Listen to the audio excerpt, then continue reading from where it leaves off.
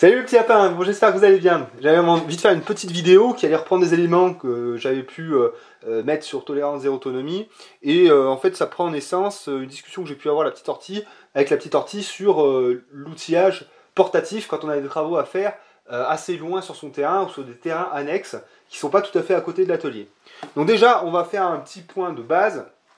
Les travaux, quand ils sont, les travaux de cette nature, quand on utilise des outils type scie circulaire, type tronçonneuse, etc., l'idéal est quand même de faire ce genre de choses à deux, hein, de manière à ce qu'on soit plus en sécurité, que s'il y en a un qui se fait mal, l'autre est là pour l'aider, l'assister, pour appeler les secours si besoin. Donc voilà, c'est comme la randonnée, quoi, quand on va faire des trucs un peu dangereux à l'écart, l'idéal est quand même d'être à deux. C'est pas toujours possible, donc nous ça nous était arrivé que ma nièce était malade et que moi il fallait quand même que j'avance un peu sur l'extérieur, parce que bon je tournais un peu comme un lion en cage et puis parce que j'avais envie d'avancer. Donc du coup je suis allé faire un peu de débroussailleur, mais par contre ce qu'on a pris comme précaution c'est d'avoir un petit toki, chacun, hein, et puis on communiquait régulièrement, Alexis vient manger, j'ai fait maman, non, non mais voilà, si moi je me fais mal, et je peux l'appeler. Si elle, elle a besoin de moi parce que elle est malade, je peux venir. Donc voilà, donc, si on fait un peu de forcing et qu'on est un petit peu téméraire, il faut quand même avoir cette solution de sûreté, sachant que c'est pas la panacée, on est bien d'accord. Évidemment, ça j'en ai pas parlé, mais tous ces travaux-là se font avec les EPI. J'ai pas besoin de vous le dire, vous êtes formés là-dessus, j'imagine. Vous ne sortez pas sans vos gants, sans vos lunettes de protection, ni vos protections auditives, et encore moins sans vos bottes de sécurité, parce que vous êtes des petits lapins très sérieux. J'en suis sûr. Voilà. Donc, on va faire maintenant un point sur les outils qui me paraissent essentiels, pertinents. Et puis, bon, les outils de base, quoi. Hein. Donc là, je vous ai sorti 3 visseuses. Donc, on se moque de la marque. Hein. Vous savez que je recommande du professionnel. Ça peut être Makita. Je fais confiance aussi à DeWalt ou à Bosch Bleu. J'ai pas de problème. Moi, je me suis équipé là-dessus, mais ça ne veut pas dire que c'est les meilleurs du marché, loin de là. Donc là, on a 3 visseuses. Pourquoi 3 visseuses? Parce que, déjà celle-là, je vais commencer par celle-là parce que c'est ma préférée. J'ai depuis pas très longtemps et c'est un investissement que je regrette vraiment pas d'avoir fait. C'est une visseuse à choc. Alors ça, c'est vraiment un outil qui est merveilleux et encore plus d'ailleurs pour les femmes. Parce que là, avec ça, vous pouvez rentrer de la vis de 100, de 180 très facilement, comme dans du beurre, sans avoir la visseuse qui vous écarte le poignet, comme ça, qui vous pète les articulations. Et puis des fois, ça rip, ça va pas du tout. Donc ça, c'est à choc et vous y rentrez vraiment comme ça, quoi.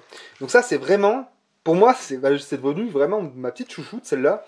Et Agnès l'utilise beaucoup parce que ça lui permet de rentrer des vis que avant, c'était moi qui devais les rentrer avec celle-ci. Voilà. Donc ça vraiment, alors ça coûte 66 € hein, nu, je parle, sans boîte et sans batterie. Donc quand on a un kit complet, ça peut être intéressant de se faire plaisir un jour et de se la payer. Ensuite, 2 visseuses, pour quelle raison? Alors ça c'est plus un confort d'en avoir 2. Mais la visseuse perceuse, je trouve que c'est intéressant d'en avoir une très grosse.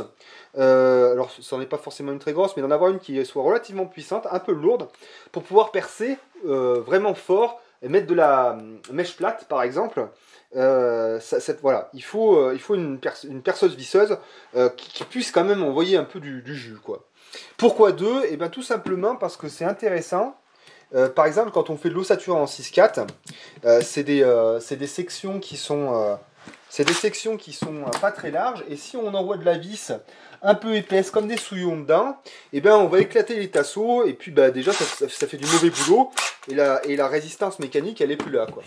Donc ce qu'il est bien de faire, c'est de pré-percer avant d'envoyer sa vis.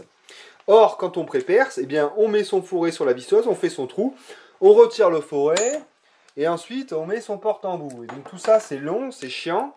On peut perdre l'outillage au cours de la manœuvre.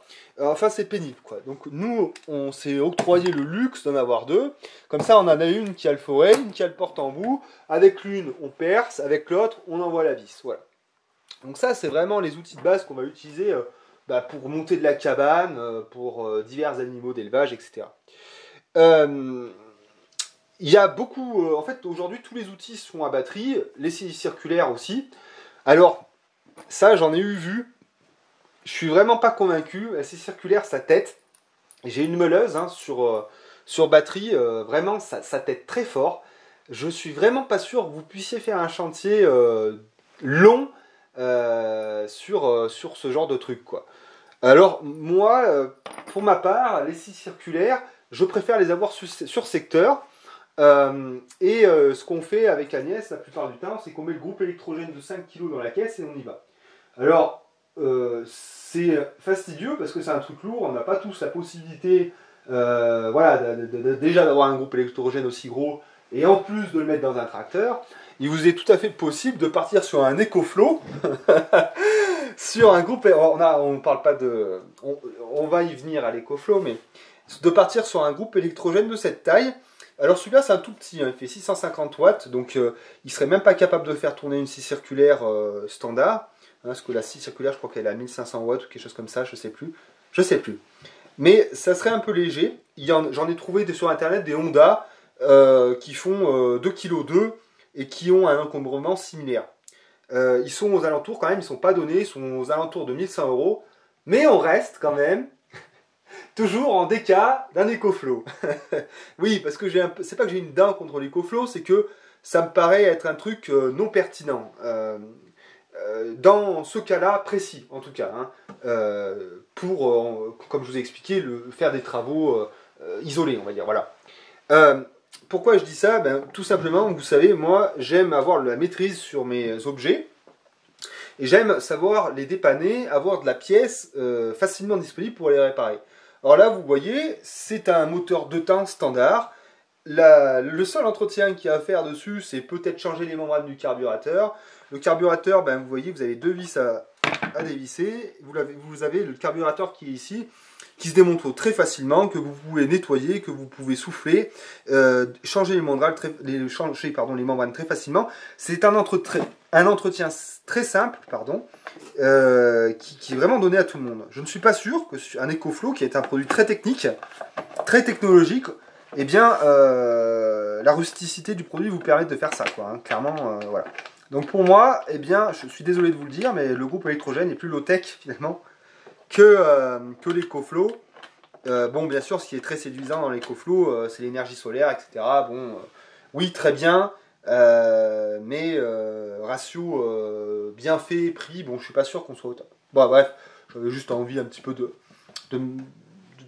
tritouiller un peu l'EcoFlow, parce que vous savez qu'ils ont fait une grosse campagne auprès des youtubeurs, c'est le genre de choses qui me plaît beaucoup. Donc voilà. Pour finir, oh tiens, il y a des intestins de souris là-dedans. Oh, c'est sympa. Douce. Oh, mais comment ça Alors pour finir, ouais, bon, nous on avait acheté ça là, c'est pas trop mal. C'est pour éviter en fait de se trimballer les trucs à la main.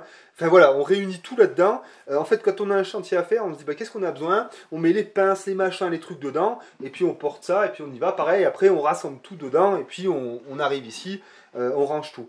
C'est quand même pas mal, c'est bien pratique quand même. Ça permet, voilà, c'est un sac quoi, hein. Qu'est-ce que je vous dis de mieux? Mais en tout cas, voilà, c'est pas mal. Bon, mais je pense qu'on a fait le tour. On a fait le tour sur l'outillage portatif.